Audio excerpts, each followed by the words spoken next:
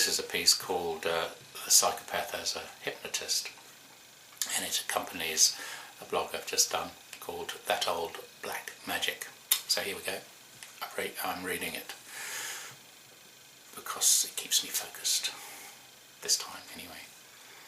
Not all hypnotists are psychopaths, but all psychopaths are hypnotists. Sure, the stage hypnotist has an act in which he convinces his subject of a lie, has entitlement, albeit with the subject's permission, and for the show anyway appears to have little conscience or concern, but of course it's all done with humour. The audience loves it, participates in the energy, laughs at the stupid person turned into a donkey or whatever, but they know it's a joke, a show, white magic, entertainment. But if the person remains as a donkey, in the donkey mode or whatever, as a cabbage or turnip or whatever, or didn't give his permission, the whole thing would be pretty sinister. And so with the psychopath it is sinister, it's black magic.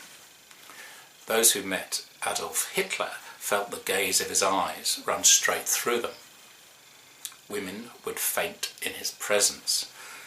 In one of his autobiographies, Stephen Fry relates a story told to him by journalist and raconteur Alistair Cook, who said ambulances followed Hitler to his speaking venues to treat those who were so overcome. Alistair Cook was actually there witnessing this in Germany in the 30s. Now, the television age, television, has greatly helped the celebrity and corporate psychopath. Remember, Narcissus's reflected image in the pond was only in 2 dimensions, and it stared back at him and eventually contributed to his demise.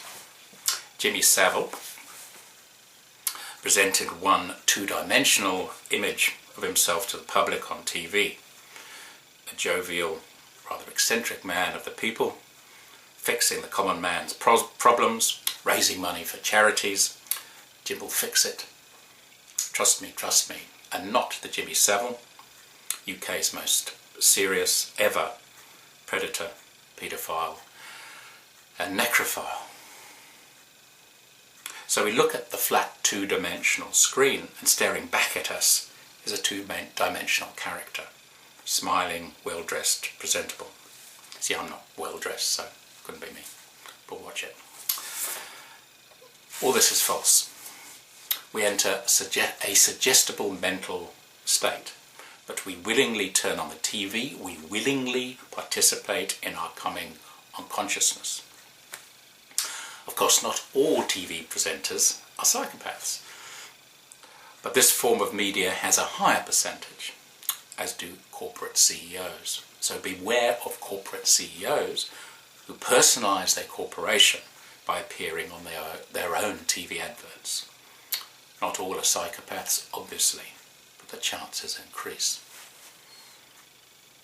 So how does the psychopath hypnotise his or her prey?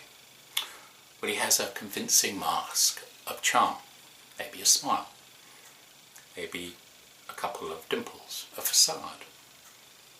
He or she sucks you in with his eyes. I'll talk about he from now on to make it simpler.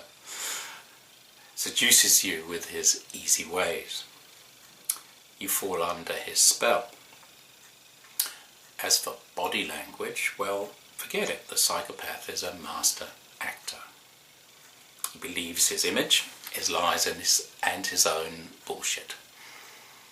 Lie detectors and body language experts will likely not detect a thing.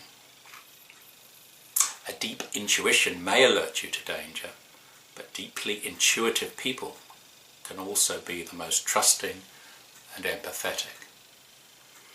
Under his spell, intuition can be destroyed. So the corporate CEO psychopath will razzle-dazzle you when he meets you for your interview. He will look you in the eye and may even squeeze your hand with a strong but soulless handshake. For some time you'll be under his spell, until you see him change. You see the crack, you maybe hear the yelling through his office door. This is why they live upstairs maybe in their offices. So once you cotton on to the gaslighting, the damage to lives and lies, once you realise why executive after executive has left year after year or month after month, once you observe the sickly fawning behaviour of the sycophants that remain, the wilfully blind, once you observe those who used to be like you, cognitive dissonant, under hypnosis, once this happens, watch out.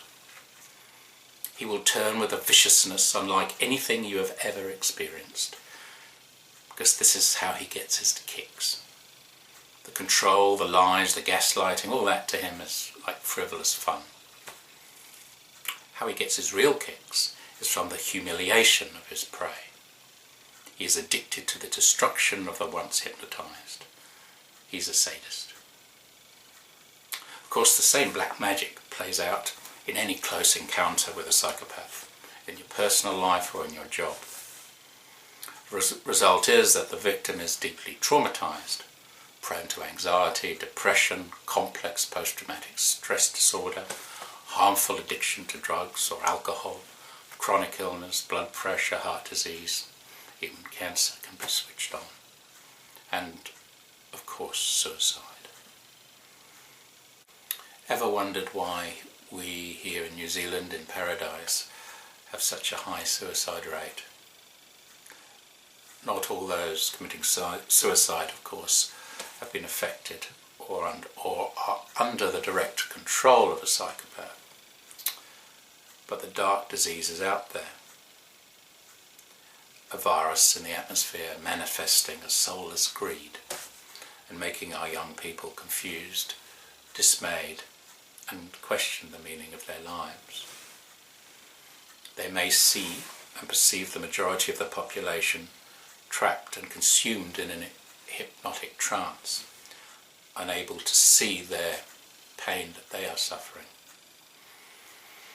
Our judge was either a willing accomplice to our psychopathic predator, or willingly submitted to be put under his spell. The only other possibility is that he was, how would I say, a bit dim. This month in New Zealand we are being asked to vote for men and women to lead our country. We have a general election. So we need to ask ourselves first, of course, is this man or woman that we see here in front of us, often on TV, a psychopath? So we Google and we search. Of course, this is mostly unlikely. At the most, 5% or so will be psychopaths. But more importantly, we should be asking ourselves, how hypnotised are they? The chances are that this will be a much larger number, and that they will be under the same spell, whatever party they apparently represent. Recently, an ex-Prime Minister from the National Party, which is our Conservative Party here, has come out publicly saying the policies that he presented to the public here, which were carry on from a previous government, were the policies of neoliberalism, a freedom that would apparently have a trickle-down effect from the top to the bottom of the economy. He has said that this has been a failure. He talks about the greed that has consumed our politics and our politicians and our companies, and threatens to consume the people. He now, after 25 years, can see what this has done to us and the Western world and how it is not sustainable. Good on you, Jim. The Native Americans call this virus Wetiko. I've so many times talked about this wonderful book by Paul Levy, Dispelling Wetiko. In this he describes the psychopath as being the shadow cast by Wetiko. The psychopath is consumed by Wetiko and is its most infectious agent. The psychopath is worse than Typhoid Mary, for instance, the Irish cook who unknowingly infected 51 people with typhoid in the New York area 100 years ago or so. Worse even than Peter Marwawi, the Kenyan musician who in New Zealand in 1994 knew he had HIV/AIDS and continued to have unprotected sex with 5 women, passing on the virus onto 2. So we form committees upon committees to examine just why our young are in the state of constant anxiety, depression, why antidepressant prescriptions are at an all-time high, and why so many of our young are committing suicide. The people who form these committees are intelligent, well-intentioned men and women in smart suits, sitting round tables, writing endless reports and endless suggestions. It's a bit corny to say this, but they're missing the proverbial elephant in the room, and I apologise to an elephant associating with such sadness that we're talking about here. It's as if those fine people that are investigating this really don't get it, don't see the elephant. It's as if they're also in a hypnotic trance. And as I say in my blog, and you can find the link again below, I wish getting them to wake up and getting everybody to wake up was as simple as what a hypnotist does, is clicking his fingers. I wish it was as simple as me clicking my fingers.